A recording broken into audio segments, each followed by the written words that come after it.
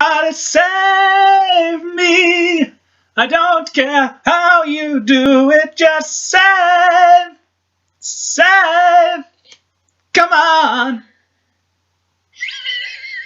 Yeah. That's what this whole movie's saying. Save me, someone. Does no one want to save me? Like anyone. Anyway, so this is our belated review of Batman v Superman: Dawn of Justice, which is not a terrible name whatsoever. It's belated because we went on holiday. We saw it the day it came out, or the day after. The day after it came out, and I think we've only just gotten over it. We've been talking about it quite consistently since. Yes. Unfortunately, Man of Steel is, and I'm going on record, it is terrible. Well, it's not terrible. It is. It's terrible because they get the fundamentals of Superman wrong, and Superman kills Zod, and that's just not right. And he destroys a city, and there's a reason that it's not a great film, and it's not a good start. But I rewatched it. We did rewatch it about a year ago, didn't we? And I thought, well, that's better than I remember, except that the fundamental problem is still there. I think they, bless their hearts, they were trying to do another Dark Knight trilogy, but they forgot it was Superman, and Superman and Batman are quite different. They might have made a Man of Steel 2, but it didn't work out the way Warner Brothers wanted it to. So they didn't make as much money. So their solution is to bring in Batman, because that always brightens everything up. However... That's not the right word. Never mind. However, to be fair to them, like in Man of Steel... Dark Knight. Never mind. That was the joke. To be fair, in Man of Steel, they did at least cast some good people. Like, Kevin Costner's great, and everyone. Diane Lane is like Martha Kent. Russell is Crowe. Great. Russell Crowe is Jor-El is really fun. Amy Adams as Lois Lane is great. Lawrence Fishburne as Perry White is great. It's all fine. The cast is fine. I can't stress this enough. I like Henry Cavill. Yeah, I like Henry Cavill. He doesn't get enough to do. He gets nothing to do, but actually, no, he does get some fun stuff to do in Man of Steel, to be fair. But so then they decide they're going to bring in Batman. Now, they cast Ben Affleck. That's great. That's really, really good. We weren't sad about that. We thought it was very good. I was never worried about Ben Affleck as Batman, and because he's not the same guy who made Daredevil, who was in Daredevil. He's not the same guy. Exactly. Or Gigli or any of that. And at this point, at this point, he has nothing to gain and everything to lose by doing something like this, and he doesn't need to do it. So my only thought was, when I heard it, was one, well, that's good news, and two, wow, they must have offered Ben Affleck a sweet deal. Like, he must have a keys to the kingdom kind of thing at Warner Brothers, where he can make any movie he wants now, because that's just fantastic. Yeah. I imagine he probably got like 3 to 5 movies made because of that deal. I would hope so. Because he becomes legit, and then Kevin Smith will love it. Well, that always helps. Because the bat flick. well, indeed, yeah. He'd cast Ben Affleck as Jaws if he could. That's to quote him. That is to quote him. So now we've got Batman v Superman: Dawn of Justice, which is now going to set up not only Batman and Superman and everything, and not only be a sequel to Man of Steel, but also set up the Justice League. And they're going to bring in Wonder Woman, and Lex Luthor's here, and Lex Luthor Jr. Never mind. And Jesse Eisenberg will come to him. And a lot of stuff is being thrown into the mix, and all the trailers and everything. But a lot of the trailers were quite good. The first few were fine. They were quite good. And then the third one revealed the entire plot. The third one revealed everything. Dropped everything. And as soon as we saw Doomsday, I knew exactly what was going to happen. I knew... Okay, should we do this as a spoiler review? We will do this as a spoiler review. We'll do it as a spoiler review. It's a belated review, so this is a spoiler. Spoiler warning. Spoilers are going to be everywhere. We can't... It's kind of a bit like a J.J. Abrams movie. We can't talk about it without spoiling it. True. So this is a spoiler warning. This is a spoiler review. I'm not going to do the rating just yet because I genuinely don't know what I'm going to give it so far. But you've probably heard enough now to kind of decide whether you're going to go or not, because the reviews are, to put it charitably, mixed. Now, should we do the plot, such as it is? I don't think there actually is a plot. Can I give my best guess? You can. Right. I feel like in years to come, this will be the example of how not to structure a movie. Here's how it is. So it starts with the end of Man of Steel, which we loved, which was cool because you saw Bruce Wayne's kind of Bruce Wayne sort of eye on the, eye looking up, eye on the ground, looking up at Superman, and like laser eyes cutting buildings in half. Which actually, because I saw a video on YouTube that edited together Man of Steel and that, and said, yeah, that's exactly. Someone really did their homework because that's exactly what. Well, they spent something like $200 million. Someone should friggin' do their homework. Well, yes, someone did. Schneider didn't, but never mind.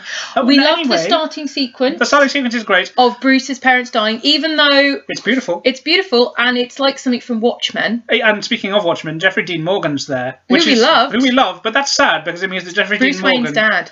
That means Jeffrey Dean Morgan he's gonna. else. Oh my God, there are enough visions and dream sequences that he can turn up in any number of future movies. It'll be fine. Like a pep talk. I really hope so. Yeah. So Bruce is racing along, and you see him, and he goes to Wayne Financial, whatever. And he's driving around in a Humvee. He's driving around in a Jeep with some funky sirens on because awesome. The Batmobile must have been in the garage. Yeah, that was awesome. I loved that. Great. Like I was watching this, going, the boot's gonna drop any minute now. It's going to drop. And then so lots of his friends in this building get killed, and he saves a child, and he tries to save this guy, but this guy loses his legs. That's important. No, it's not. It kind of is. No, it's not. Then, not important. Then we flash forward to like 18 months later, and Superman's going around the world saving people and what have you, and Lois Lane and Jimmy Olsen, because I realised it's Jimmy Olsen, but that photographer. I don't think it is, because they killed him. No, it is. It's in the credits. Oh my God, they killed Jimmy Olsen. So hang on. As a joke. As a joke. They killed Jimmy Olsen as a joke. But Superman could have saved him. Could he? We'll see. Oh my God. So anyway, Lois Lane's in trouble with some terrorists, and Superman comes in, and then Superman gets into trouble for doing this. No. What happens is Lois... No, that's not what happens. So Lex sets up the story, I think. Lex Jr. sets up the story. He knows Lois Lane will go there. They deliberately rumble them, and they deliberately put Lois in danger. Superman obviously comes to her rescue, and then rescues her and probably kills that one guy who was holding her, because he went through a wall pretty fast. And then he had... shady gun people, and then they turned and they shot all of the people, and they had special bullets that Lois had one because it went in her notebook, so Lois has a subplot because there's not enough about proving that Lex was behind the attacks, because everyone turned and was like, oh, Superman killed those people. Just have Lois needed rescuing. That's fine. You didn't need to have it that Lex set that up and then there's a bullet. But you do for later, because that only comes into play later. That whole subplot could have been gone. Well, can we not? That didn't need to we be do need there. to talk about that now. We just need to talk about the plot in general. Meanwhile, we're going to be for like 8 hours. This is going to be like our longest review ever. I hope not.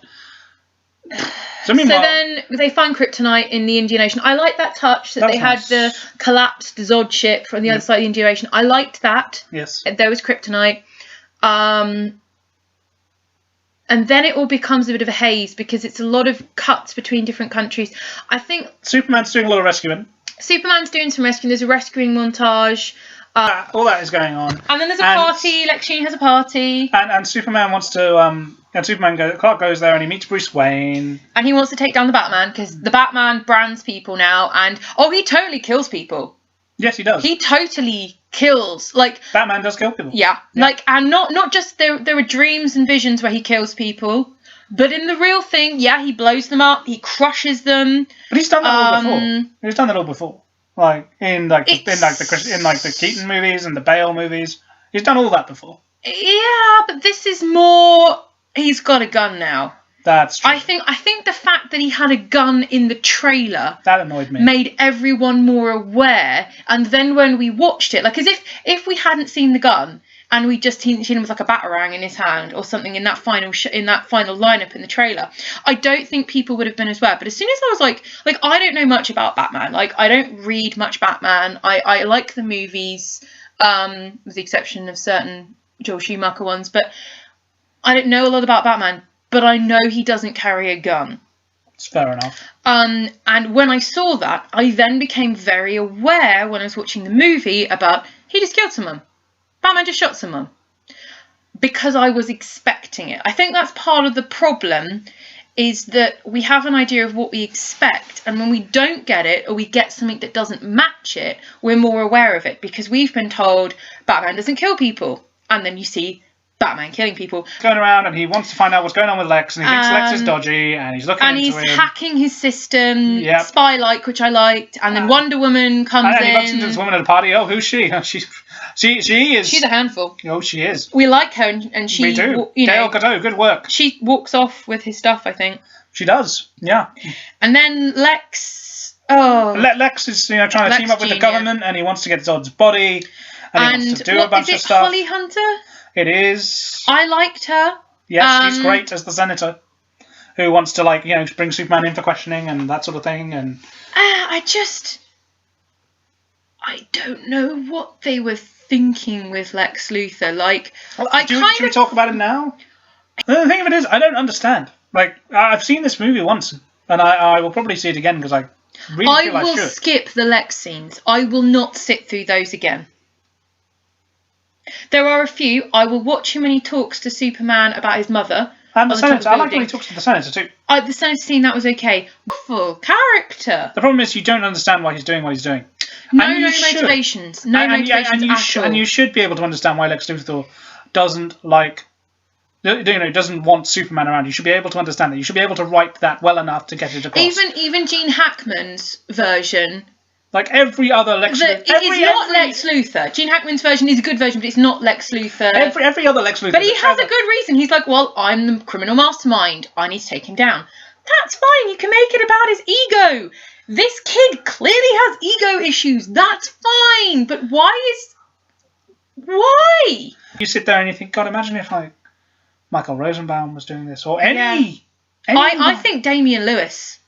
Yeah, see? I think Damian Lewis would be a really good Lex Luthor. So anyway, basically, Lex Luthor, he blows up this courtroom and makes it look like Superman and he threatens, and then the guy who lost his legs earlier in the film, who's had a vendetta against Superman, is given a suit and a chair by Lex, and his chair blows up. The whole thing was ridiculous. But I liked how it had sort of Batman investigate, Bruce Wayne investigating, working things out too, and realising this guy was returning his checks and that sort of thing. But also being distracted. I thought that was so stupid. No, I liked all that stuff. All the Batman stuff I thought worked. But the comments, the guy writes and but he doesn't send them back. Lex Luthor sends it back. Because it's the same handwriting as on the newspaper clipping. Yeah, but it doesn't matter how it's done. What I like is how Batman works it out and how Bruce Wayne gets involved in the plot. I like that. I didn't like it. I thought it was sloppy and boring and uninventive. So I'll tell you something that's not sloppy and boring. What's that? Uninventive.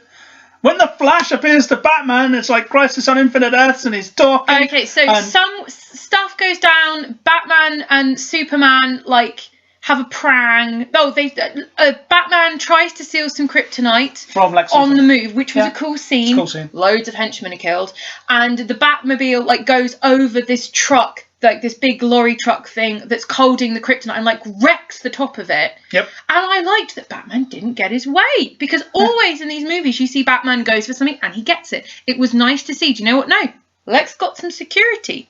Yeah. They had some rocket launchers and they actually defended the kryptonite. But then Batman steals the kryptonite anyway.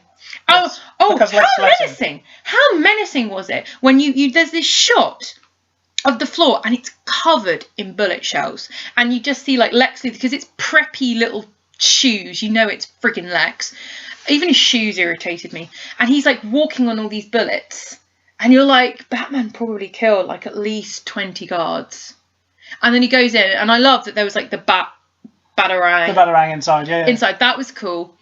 And then Batman meets Superman, and there's weapons, and then you see a training montage where Batman's hitting a tire. Yeah, he's doing stuff, and Superman, when they meet, when Superman sort of stops Batman from getting his kryptonite, he's like, don't do it, don't go out again, because I don't like what you're doing. I'm not a fan of your techniques and stuff like that, because you branding people is basically giving them a death sentence in the prisons. So then, yeah. I mean, I don't know. Where are we now? So I don't know. So Batman's got the kryptonite weapons. He's training up. And then, Superman's gone to speak to his mom about, should he be interfering, should he be doing stuff. Lois Lane's chasing down this bullet and talking to the general guys. Of Lois. Lois comes in between the two of them, tells them stuff, basically because his mum's Martha, they're now best friends. And then they're now best friends. Batman goes off. Because both their mums are called Martha. Meanwhile, Lex is working on making Doomsday out of Zod's body. sends to Wonder Woman this drive she wanted that she said that Lex had something about. It's the PowerPoint presentation for Warner Brothers' next 5 odd years of movies, or even 10 actually, possibly more. 5 years at least. So it's a lot of nice video files of the Flash and Cyborg and Cyborg. Joe Morton is once again building robots. I liked that because I was like, I know that guy from somewhere, and you were like, oh well, it's the guy from Terminator 2, and I was like, I like that casting. Yeah, that's cool casting. Yeah, apart from Jason Momoa, who was clearly just like in a bath with like a see-through bath, and they're like, okay, Jason, look at the camera, look menacing, Jason. That's it. Pretend you're holding a trident. We'll CGI that in later. No, I think he was on it. Okay, then off you go. Boom! And off he went. Apart from that, his was weak sauce, but everything else seems to work. And so then Wonder Woman hears about the big fight that's going on between Doomsday and Batman and Superman from her plane, which we don't know why she's on. Oh, by the way, the one nice thing though is that they seem to have learned from their mistakes, because they make a point of saying, oh yeah, there are no civilians in that area. It's all very abandoned. That was patently added in, like, oh, we don't want them moaning about killing civilians, an uninhabited island and dark area. Oh. Because thank God all the workers have gone home now. I don't remember that being in Deadpool. This is an abandoned dock, apart from bad guys who you can kill. So anyway, so they're all fighting, and Wonder Woman is very good. Yeah, we like Wonder Woman. But can I point out yet another flaw with Lex Luthor's plan? Fine. Okay, what if Batman had killed Superman? What would have happened with Doomsday? Well, Doomsday was just if it all goes to hell, I'll release Doomsday. I think that troll orc thing was going to be coming out whether Lex told it to or not. Oh, and it's also part Zod, part Lex. Yes. That is a custody hearing I would not want to be on. Never mind. So, they have a nice big fight. Yeah. There's a spear for biblical reasons. And Lois throws it in a pool of water. And I was like, aren't you going to need that to kill Doomsday? Why would you... Oh, so Lois can go and fetch it and get trapped and need to be rescued.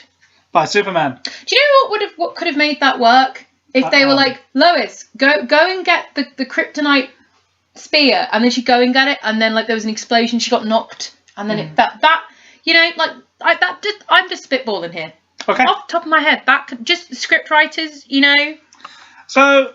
Anyway. So nice big fight, Doomsday, Batman, blah blah blah. Blah blah blah. Blah blah. Wonder Woman, blah blah. Wonder Woman's awesome. Her lasso of truth, and her little, what are they called? The wristy things. The bracelets. The bracelets that stop the thing. Oh, they didn't spoil the money shot in the trailer. No. I was really pleased because when I saw something stopping the explosion coming from Doomsday's eyes, I was like, he's gonna be the shield, and I was like, oh, my expectations are circumvented because she got her bracelets.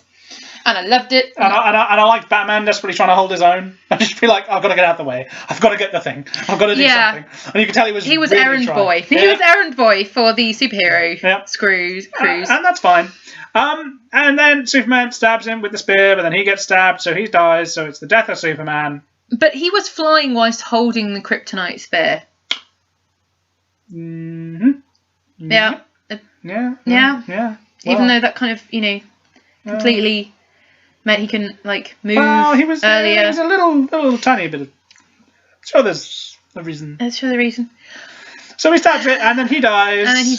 So, there are way too many dreams in this damn thing. And visions and stuff. Oh, the apocalypse vision. Yeah. Where Superman, Lois has been killed, and he's gone complete dark side, and they're flying creatures. Parody ends. And then there's no explanation made of this. And it's the question marks above some people. Yeah. Because you knew what was going on. I guessed what was going on. But any normal person would be like, why has Superman got a military cult? Why has he gone evil? Why is he... And then Batman wakes up and then they're like, oh... And then you hear the same people go, oh, it was a dream.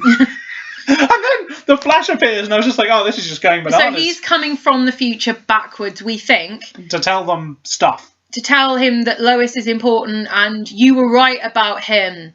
Whoever he is. And then he does the thing that they do in The Wicker Man, the remake, where he has a dream within a dream.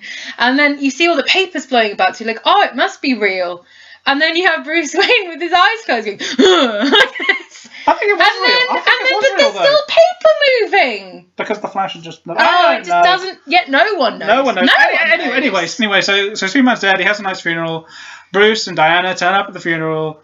And Bruce says, you know, we need to get together. We need to get something together so that when this happens again, because it will happen again, we need to be ready. Then Lois leaves, and then we get a shot of the coffin, and then the soil starts floating because obviously Superman's going to be back in Justice League Part 1, Volume 3, Chapter the 7th. Darkseid's here. Boom. But the majority, the Batman v Superman, it's not Batman and Superman and Alfred and Wonder Woman. It's Batman v Superman. They're the title characters, and they missed the point of both of them. And except for Jesse Eisenberg, I have to keep saying that in case you think. But no. He could have been good. This is the thing. I don't think so. No, because I think it was Movie Bob. We listened to Movie Bob's reviews. He actually said it's kind of like half the time he is actually Lex Luthor, which is the scenes that work. But when you actually listen, if you actually wrote down the dialogue and said, right, read this dialogue. Pick me a Batman villain, a Batman, Superman, DC villain. Who would have said that? You would have said the Joker. All of that stuff about his dad, that was very reminiscent of the Dark Knight movie, knocking him about, links in a bit to Mad Love, the Harley Quinn story. Movie Bob suggested that actually they did originally have the Joker and Lex Luthor in the movie, and then probably because they want the Joker in Suicide Squad, they dropped it, and then someone just deleted every time it said Joker and put Lex. And actually that would make sense if you listen to the dialogue and you take away this isn't Lex Luthor saying it, and you listen to the dialogue. If you gave that to the Joker, it would work. Yeah. Because he is crazy. Yeah. He does babble. He does talk about 80,000 different things that don't make sense. And so I find myself like... I think he could have worked if he'd had Lex dialogue. Yeah, fine.